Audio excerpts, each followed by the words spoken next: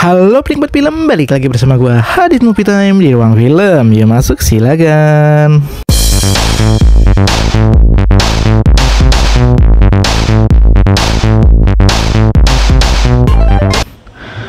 Oke penikmat film, kali ini gue akan kembali lagi membuat konten daftar film bulanan di bulan Oktober 2024. Nah, Oktober ini tepat nih untuk film horor karena kan udah menjelang Halloween.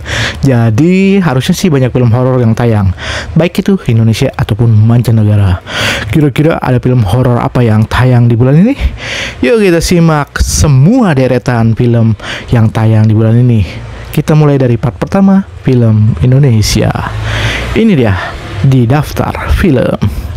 Oke, yang pertama untuk film Indonesia yang tayang bulan Oktober 2024 ada Kemah Terlarang Kesurupan Massal. Ini diangkat dari kisah nyata perkemahan pramuka di Jogja tahun 2016. Dan gue lihat trailernya sih sempat lihat dan oke juga ternyata nih film nih. Jadi kayak perkemahan gitu, acara pramuka ya. Jadi seru banget kayaknya sih. Kemungkinan akan jatuhnya ini film horor yang cukup oke juga. Nanti gue akan buat reactionnya untuk tayang di sini ya. Next selanjutnya Kutukan Calon Arang. 5 orang sahabat terus-menerus dihantui dosa masa lalunya nih. Ini adalah pembalasan atas perbuatan mereka. Ini juga bakal gue buat reaction trailernya, nanti akan lebih lengkapnya kita bahas film Kutukan Calon Arang ini ya. Oke, next selanjutnya film Kuasa Gelap. Kuasa Gelap ini bisa kalian saksikan minggu ini juga di awal bulan di Kamis pertama bulan Oktober ya. Yaitu Kuasa Gelap, film horor pertama di Indonesia yang mengangkat ritual gereja Katolik berdasarkan kisah nyata eksorsisme. Nah, jadi ini kayak kalau di bahasa di Islam mah ruqyah ya, meruqyah orang, menyembuhkan orang dari kesurupan gitu istilahnya, dari gangguan setan atau makhluk gaib lainnya. Nah, ini diangkat dari tematik gereja Katolik yang sering melakukan ritual penyembuhan ini atau mengusir roh di dalam tubuh manusia ini dalam tata cara Kristen ya, Katolik. Jadi kita akan melihat perbedaan dari film-film lainnya nih. Biasanya film yang selalu tematiknya Islam ya, berbackground story agama Islam karakternya ini. Tapi kali ini adalah dari lingkungan Katolik, Kristen. Oke, jadi akan sedikit berbeda dengan film-film lainnya. Tapi ini unik ya, karena termasuk film Kristen exorcism pertama di Indonesia. Dan setelah gue lihat trailernya juga wow, jadi mirip film Falak juga ya, The Nun kayak gitu-gitu. Jadi kayak ada salib terbalik apa tuh, gangguan-gangguan mistisnya mirip serupa dengan yang ada di luar negeri gitu loh. Keren banget kata gue, visualnya jauh lebih keren sih dibandingkan film horor-horor lainnya. Seperti standarnya lebih tinggi gitu dibandingkan film horor lainnya, karena ini kemasannya berbeda dari film-film horor lainnya. Jadi rada unik dikit lah perbedaannya, tapi sama-sama film horor kok. Ini gue rekomendasiin ke kalian karena keren juga sih filmnya, untuk kalian tonton di minggu ini. Oke, selanjutnya ada Laut Tengah, film drama nih. Hala ingin mengejar mimpi kuliah S2 di Korea dengan menerima tawaran Aisyah untuk menjadi istri dari suaminya Bumi Syam. Sepertinya latar tempat luar negeri, Korea, Jepang, ataupun di Eropa dan lain-lain sering banget dijadiin kayak background story cerita, yang dimana ini posisinya di Belanda lah, di mana lah. Tetap film drama dan mungkin tetap akan berbahasa Indonesia juga ya. Harusnya kalau dia di luar negeri seperti di Korea harus sedikit-sedikit menggunakan bahasa Korea lah yang ditampilin, diri kebiasaan-kebiasaan yang mereka lakukan di sana. Harusnya ya dari segi bahasanya. Tapi ini mungkin tetaplah drama Indo yang bersetting di luar negeri. Banyak tuh film-film kayak gitu tuh. Tapi secara look memang berbeda.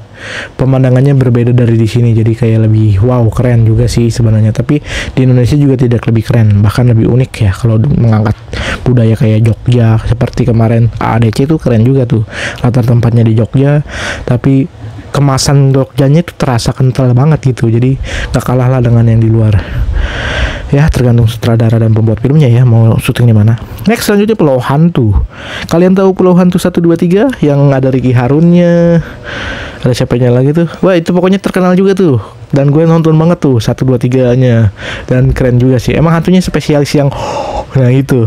Hantu yang kayak gitu tuh, yang mukanya kayak gitu sering nongol di film Pulau Hantu, dan sekarang nongol lagi. Pas gue lihat trailernya juga keren juga sih. Unik gitu, kayak nostalgia film Pulau Hantu yang udah lama banget kita tonton tapi versi zaman sekarang. Tentunya kemasannya akan seperti dulu, cuman background story-nya, ceritanya akan zaman sekarang, tentunya di upgrade lah ya. Tapi itu menjadi nostalgia sih buat penggemar film horor zaman dulu ya. Reja pertama kali di situ loh nongolnya, di Pulau Hantu. Jadi dia belum sepopuler sekarang, tapi itu awal mulanya dia main film horor. Rata-rata semua pemain yang sudah terkenal, yang sudah aktor kawakan, rata-rata mencobanya dari film horor dulu. Jadi itu adalah kayak batu loncatan lah film horor. Next selanjutnya Startup Never Give Up. Sebuah aplikasi startup berbasis angkutan online dengan bermodalkan mobil kijang butut peninggalan orang tuanya. Ya, ini jadi kayak perjuangan membuat startup ya. Mungkin kalau di sininya bahasanya kayak ojol gitu ya. Gojek, terus aplikasi-aplikasi kayak Grab dan lain-lain. Awal mulanya mereka merintis startup ini ya. Jadinya kayak background story-nya seperti itu. Jadi perjuangan mereka membuat aplikasi tersebut menjadi berguna dan diperhitungkan di masyarakat dan dipergunakan dengan secara luas gitu aplikasinya, dan mereka untung tentu saja dari hasil penjualan aplikasi tersebut, penjualan dan pemakaian ya. Oke, next selanjutnya Putri Bintang 5 nih, film drama lagi. Cinta bersemi namun sayang restu tak didapat. Sang jenderal memerintahkan ajudannya untuk memburu si cowok. Wah, restu orang tua itu menjadi penghalang besar untuk sang cowok mendapatkan pujaan hatinya. Tapi bagaimana perjuangan sang cowok ini untuk mendapatkan restunya? Bahkan sampai ini orang tuanya jenderal loh, sampai dia diburu dan gimana caranya dijauhin dari di ceweknya ini. Wah, mantep nih. Kira-kira dramanya akan seru apa enggak ya? Kita lihat saja nanti. Next selanjutnya Tebusan Dosa, film horor lagi. Wening, seorang ibu yang rela dihantui dan menebus dosa demi kembali bertemu dengan putrinya yang hilang. Ini ada background story kayak di dalam air gitu ya, jadi kayak menggunakan danau dan ada adegan-adegan setan airnya gitu lah pokoknya. Ini unik juga sih, keren, dan visualnya juga oke, dan teror-teror yang dilakukan juga kayak psikologis banget gitu, mengguncang kejiwaan. Keren nih filmnya. Jadi kayak penebusan dosa yang mungkin bisa mengarah ke arah bunuh diri gitu ya. Mengerikan sekali, tapi seru, keren. Bolehlah untuk ditonton. Selanjutnya film drama, wah ini berkualitas banget nih, wajib tonton nih, dari Sinemaku, dari perusahaan di bawah P-Cinema, dinaungi oleh si Prilly ya sebagai produser utamanya, dan dia membuat film-film drama yang cukup berkualitas seperti Kukira Kau Rumah dan lain-lain. Kali ini berjudul Bolehkah Sekali Saja Ku Menangis, diangkat dari penggalan lirik lagu Feby Putri ya kalau nggak salah ya, Runtuh apa gitu judulnya. Emang dramanya ini keren juga ya. Tari berjuang untuk menyelamatkan ibunya dan ayahnya yang abusif. Mampukah ia melewati trauma? Oh, jadi ada trauma yang mendalam dari karakter tersebut. Kayak perkumpulan orang-orang yang trauma ya pas gue lihat di trailernya, dan mereka ingin mengungkapkan apa sih yang terjadi dalam hidupnya, drama-drama apa yang sedang terjadi yang membuat mereka trauma. Dan inilah salah satu penyembuhan mereka dari trauma-trauma yang pernah terjadi. Ini psikologinya dapat banget lah pokoknya. Gue juga suka sih film drama psikologi kayak si Kukira Kau Rumah kemarin tuh. Ternyata karakter ceweknya tuh nggak imut itu loh. Ternyata penuh dengan gangguan jiwa. Keren. Dan sekarang ada lagi Bolehkah Sekali Saja Ku Menangis.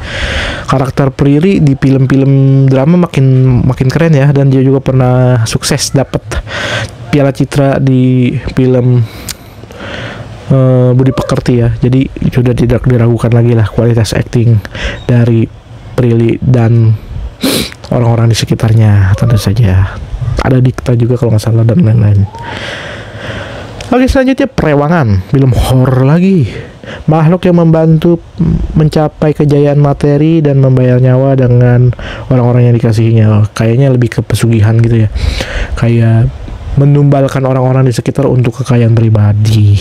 Sering banget kisah atau storyline seperti ini diangkat. Kalau kalian tertarik, bisa kalian saksikan juga di bulan ini. Next, selanjutnya Sang Pengadil. Nah, ini tentang hukum nih, di akhirnya pertama kali ya, bukan pertama kali sih, jarang banget film Indonesia mengangkat kisah atau storyline-nya dari lingkungan para pengadil, yaitu hakim, jaksa, dan lain-lain ya. Dan mungkin ada dari kejaksaannya sendiri ya, di jaksa dan lain-lain. Pokoknya semua yang terlibat di kejaksaan, pengadilan berikut peran dalam membuat film ini. Jadi kayak pengen memperbaiki citra para pengadil lah. Pengen memperbaiki citra buruk hukum Indonesia ya, yang kita tahu sendiri selalu tajam ke atas, tajam ke bawah, tumpul ke atas, kayak gitu. Jadi ya memang berat untuk orang-orang yang gak punya duit kalau berurusan dengan hukum seperti itu. Tahu sendiri lah film hukum di Indonesia seperti apa. Emang cocok sih untuk diangkat di drama-dramanya. Di Korea banyak banget film tentang pengadilan. Sekarang Indonesia ada juga film tentang pengadilan. Sang Pengadil bisa kalian saksikan di bulan ini. Selanjutnya My Annoying Brother. Seperti biasa, ada film yang diangkat dari luar. Kali ini My Annoying Brother. Korea lagi, Thailand dan lain-lain sering banget diangkat. Dan kali ini My Annoying Brother dari Korea ya. Tentang atlet judo yang kehilangan penglihatannya dan saudaranya. Seorang narapidana yang berusaha mengurangi hukumannya. Ya, kalau kalian pernah nonton film drama Annoying Brother ini, mungkin udah tahu jalan ceritanya seperti apa. Jadi kayaknya kita akan diperkenalkan banyak film luar, Thailand, Korea, dan lain-lain untuk diangkat versi Indonesianya. Jadi selamat menikmati aja ya, bakal banyak banget film-film yang akan diangkat dari film luar. Dan bakal sering sekali. Oke, karena ini film Pino, ada Pinonya, pasti bakal sukses sih, bakal seru banget. Konfliknya, dramanya juga bakal dapat. Dan kocaknya juga tentu akan seru banget. Sekarang sukses nih si Pino beranin peran-peran yang kocak. Next, selanjutnya ada Dosa Musyrik, film horor lagi. Begitu kamu terjerumus dalam kemusyrikan, maka ajab segera menghampirimu. Ya, film tentang kemusyrikan gitu ya. Selanjutnya ada Aku Jati, Aku Asperger. Pengidap Asperger yang selalu mempertahankan keteraturan berhadapan dengan seorang perempuan spontan. Oke, ini diperankan oleh si Jeffrey Nicole ya, favoritnya Terry. Jadi bisa langsung meluncur saja ke bioskop untuk film drama ini. Mungkin bisa jadi ada komedinya juga ya. Next, terakhir ada Koma, Berhenti Sebelum Mati. Terinspirasi dari kisah nyata, sebuah kesadaran dengan cara tak terduga, kesadaran menjelang kematian. Cukup banyak film-film horor yang tayang di pekan ini. Dari pekan awal sampai pekan akhir di bulan Oktober, semuanya full film horor dan diselipin oleh film-film drama dan film komedi juga ada. Dan adaptasi film luar seperti My Annoying Brother juga ada. Jadi kalian banyak pilihan untuk bulan ini film Indonesianya. Apalagi nanti film luar yang akan kita bahas nanti, itu akan jauh lebih seru dan lebih bervariatif. Oke, cukup sekian untuk film Indonesia yang tayang di bulan Oktober 2024. Kalian mau nonton film apa? Langsung tentukan pilihan kalian. Dan tadi adalah referensi nonton kalian. Tinggal catat apa yang akan kalian tonton di bulan ini. Nanti gue akan update setiap minggunya dan akan gue reaction trailernya untuk informasi lebih lanjut. Nanti di trailernya ya, reaction trailernya kalian bisa tonton setiap pekannya. Terima kasih sudah menonton. Yuk kita nonton film Indonesia. Enjoy movie ever. Enjoy movie ever.